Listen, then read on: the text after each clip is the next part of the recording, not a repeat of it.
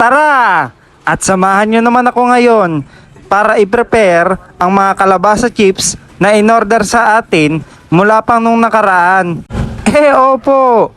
Pagpasensyahan nyo nga pala at ngayon lang tayo nakapag-upload dahil nga na-restrict tayo nung mga nakaraang araw. Kahit ganun pa man, ay patuloy pa rin tayo. Ika nga, kahit na maraming pagsubok pa ang dumaan, ay malalagpasan din natin yan. Bali nga, naubos na yung ating mga pouch, kaya nga dali-dali akong pumunta sa binibilahan natin ng pouch dito lang sa may Pulmano. At eto nga, yung madalas natin na binibili, yung ganito ay tawag ay silver pouch.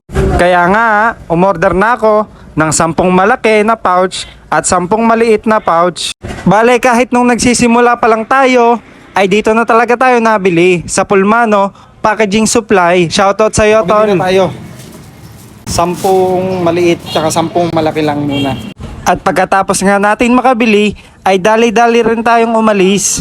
Opo, tanghali na nga pala ng mga oras na ito at hinahabol natin yung mga order na in-order pa mula nung isang araw. Bale, paglabas ko nga ng highway, ay grabe talaga ang traffic.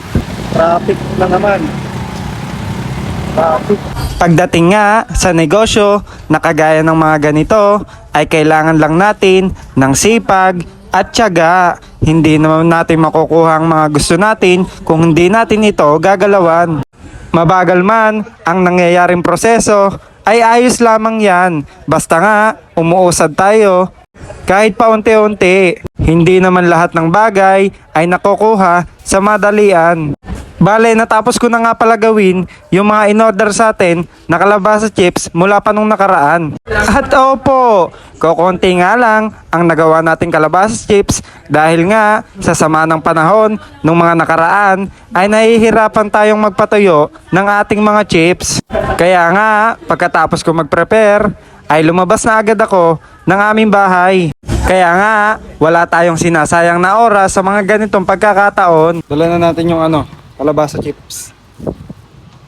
At paglabas nga natin ng gate ay nakita ng ating kaibigan ng ating produkto at kaya nga ay siya ay napa-order. At mabilis nga rin pala tayo nakarating sa ating pwesto. Nakarating na tayo sa pwesto. Antayin na lang natin yung mga de-deliveran natin at pick up nung kalabasa chips natin. At eto nga ang una nating customer, ang ating kaibigan na nakapwesto sa pork section. Bale, kung bibili nga pala kayo, ay hanapin nyo lang yan, sila pare, para bumili ng mga karne. At eto nga, ang pangalawa nating customer, na isa rin nating kaibigan. Crunchy. Crunchy. Sabay. Ito, bagong luto. Second bite. Opo, halos malapit nga lang din sa atin yung mga kaibigan na umorder sa atin. Guys, last 2 na lang. Last 2 na lang, yung dinala natin, ito na lang yung natira, last 2 na lang.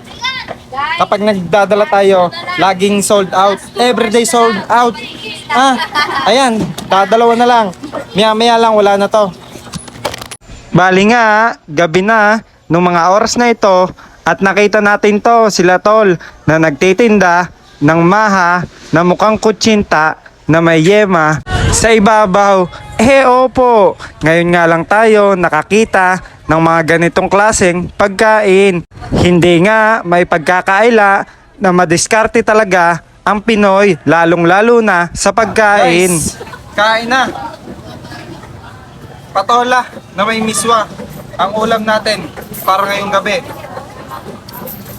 Kaya, sa nais pa rin makatikim ng kalabasa chips, check out lang kayo sa may yellow basket natin sa TikTok. PM nyo lang ako sa ating page. Kaya maraming salamat sa inyo sa pagtangkilit at pagsuporta sa atin. At hanggang dito na lang muli. Peace out!